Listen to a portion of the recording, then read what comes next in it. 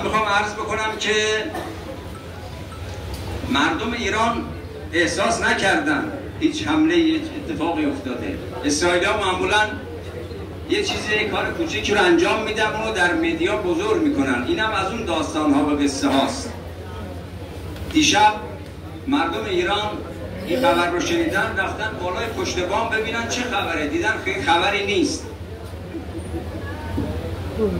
আমি ওনার আগের বক্তব্যে একটা লাইন উল্লেখ করে এটা বলছি যে বিশ্বের মুসলমানদেরকে এই ইহুদিবাদী ইসরায়েলের যে বর্বর হত্যাযজ্ঞ চালাচ্ছে এর বিরুদ্ধে সবাইকে সোচ্চার হওয়ার আহ্বান জানিয়েছেন এবং নিন্দা জানানোর আহ্বান জানিয়েছেন। একই সাথে বলেছেন যে ইসরায়েল আসলে কাগজের বাঘ। আমরা মুসলমানরা যদি সবাই ঐক্যবদ্ধ হই এবং তাদেরকে রুখে দাঁড়াই তারা ধূলিসাৎ হয়ে যাবে। ফিলিস্তিনিরা ইসরায়েলিরা তারা সবসময় দম্ভ ভরে তারা আগ্রাসন চালিয়ে থাকে, কিন্তু আপনারা জানেন যে ইসরায়েলের বিরুদ্ধে ইরান হামলা চালিয়েছে দ্বিতীয়বারের মতো এবং সেই হামলার প্রতিশোধ নেয়ার জন্য তারা যেহেতু ইরান যেভাবে হামলা চালিয়েছে সেরকম প্রতিশোধ তারা নেওয়ার সাহস পায় নাই, তাই মুখ রক্ষার জন্য গত রাতে তারা সামান্য হামলা চালিয়েছে, কিন্তু এই হামলায় ইরানের জনগণ টেরও পায় নাই। অর্থাৎ আপনি বুঝতেই পেরেছেন যে ওরা আসলে সত্যিকারের কাগজের বাঘ।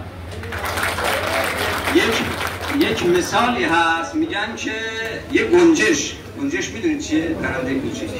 یه گنجش که روی درخت بزرگی نشسته بود میخواست از این درخت بزرگ بلند شه بره. به درخت گفت که خودتو آماده کن من میخوام بلند شم برم. درخت گفت تو اصلا کی اومدی روی من نشستی؟ من متوجه نشدم ما که میخوای بریم. داستان این حمله فلسطین به ایران هم مثل این مثال هست. আমি এই প্রসঙ্গে একটা গল্প বলতে চাই। সেটা হচ্ছে যে একটি ছোট্ট পাখি, চড়ুই পাখি, এটা একটা বড় একটা গাছে, মনে করেন একটা বট গাছের মতো একটা বড় গাছে এসে বসছে। বসার পরে যখন চলে যায় তখন বলে যে গাছ তুমি প্রস্তুত হও, আমি চলে যাচ্ছি, যাতে তোমার কোনো অসুবিধা না হয় সেজন্য তুমি প্রস্তুত হও। তখন গাছ বলে তুমি কি এমন প্রাণী যে আমার এখানে বসছো, সেটার জন্য আমাকে আবার প্রস্তুত হতে হবে, তুমি চলে যাবা, কারণ তুমি কখন আসছো সেটা তো আমি টের পাইনি, আর তুমি যাবা সেটা কি আমি টের পাবো।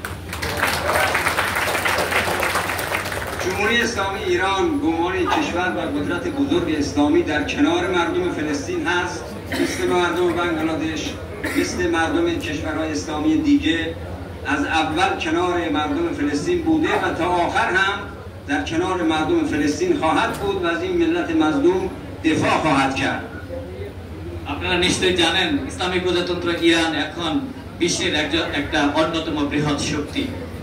বাংলাদেশের জনগণ, এদেশের মানুষরা যেরকম ফিলিস্তিনিদেরকে ভালোবাসে, ফিলিস্তিনিদের পাশে সবসময় ছিল এবং আছে, ইসলামী প্রজাতন্ত্র তেমনি ইরান ফিলিস্তিনের পাশে অতীতেও ছিল, এখনো আছে এবং ভবিষ্যতেও থাকবে এবং সর্বশক্তি দিয়ে ফিলিস্তিনিদের পক্ষে কাজ করে যাবে। من صحبتم رو زیاد طولانی نمی کنم. یه شعری هم درباره فلسطین